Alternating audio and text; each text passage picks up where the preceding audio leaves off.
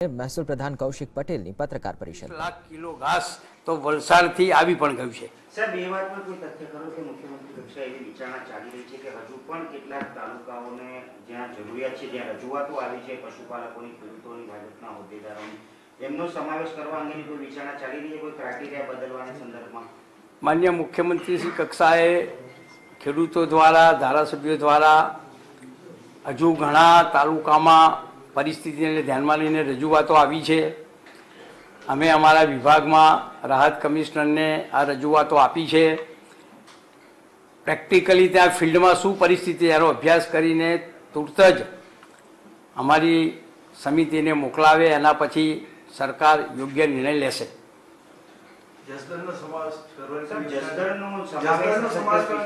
Specific ઘણા બધા તાલુકાની રજૂઆત આવી છે।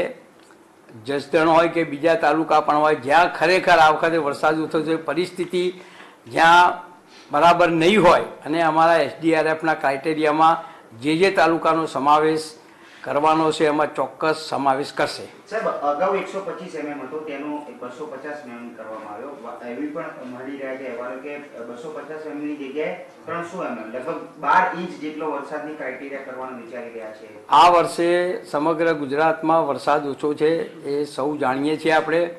ભૂતકાળમાં અછત જાહેરાત કરવાના જે નિયમો તેમાં 125 મિલીમીટરથી ઓછો વરસાદ હોય ત્યાં અછત જાહેરાત થતી હતી, પણ આ વખતે પરિસ્થિતિને ધ્યાને રાખીને માનનીય મુખ્યમંત્રીશ્રીએ 250 મિલીમીટર સુધી વરસાદ જ્યાં પડ્યો છે અને ત્યાં પરિસ્થિતિ લોકોમાં ધ્યાને આવી છે, એને જાહેરાત કરી છે। હજુ પણ એમ લાગશે કે નીચે તાલુકાની અંદર પરિસ્થિતિનો સામનો કરવા માટે સરકારે કંઈક નિર્ણય લેવાના હશે, તો સરકાર હજુ પણ નિર્ણય લેશે।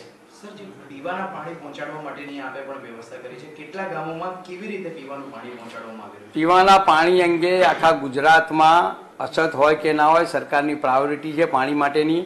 એનું આજની અમારી મિટિંગમાં પાણી પુરવઠા વિભાગને સૂચના આપી છે કે જૂન સુધી, જ્યાં સુધી વરસાદ ના આવે ત્યાં સુધી પીવાનું પાણી અને સિંચાઈ માટે શું શું વ્યવસ્થા કરી શકાય એનું પ્લાનિંગ અમને તાત્કાલિક મોકલાવે એવી કલેક્ટરોને સૂચના આપવામાં આવી છે।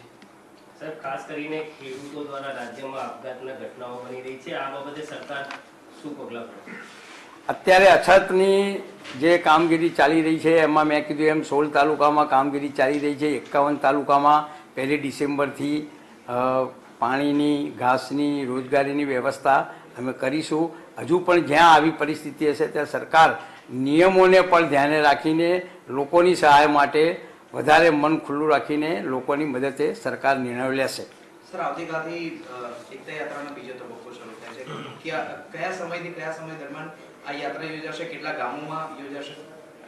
આખા ગુજરાતમાં આપણને બધાને ખ્યાલ છે એ પ્રમાણે 31 ઓક્ટોબરે દેશના લાડીલા વડાપ્રધાને લોખંડી પુરુષ સરદાર સાહેબની ભવ્ય પ્રતિમાનું અનાવરણ કર્યું છે। એના ભાગરૂપે સમગ્ર ગુજરાતમાં 2 તબક્કામાં એકતા યાત્રાનું આયોજન કરવામાં આવ્યું છે। પ્રથમ તબક્કાનું આયોજન પૂરું થયું છે, બીજા તબક્કાનું આયોજન કાલે 15 તારીખથી આખા ગુજરાતમાં, એમાં તમામ મંત્રીશ્રીઓ, ચેરમેનશ્રીઓ એકતા યાત્રા લઈ અને ગામડે ગામડે જશે।